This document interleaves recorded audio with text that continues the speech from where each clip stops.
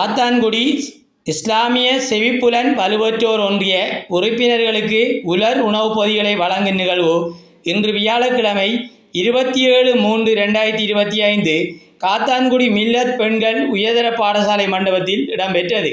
வலுவற்றோர் ஒன்றிய தலைவர் ஜனாப் MM ஜமீல் தலைமையில் நடைபெற்ற இந்நிகழ்வில் மட்டக்களப்பு மாவட்ட பாராளுமன்ற உறுப்பினர் MLA கிஸ்புல்லாவின் இணைப்பாளர் EM ருஸ்வின், ஒன்றிய பொருளாளர் ML ஜெயினுதீன், மில்லத் பாடசாலை பிரதி அதிபர் MAMU மாஹிரா, ஆசிரியை S கினாயா உட்பட பலர் அதிதிகளாக கலந்து கொண்டு சிறப்பித்தனர்.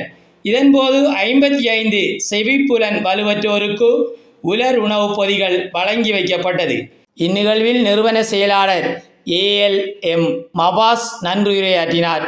அத்தோடு சைகை மொழிபெயர்ப்பாளராக MJ யுஸ்லி அகமட் பணியாற்றினார்.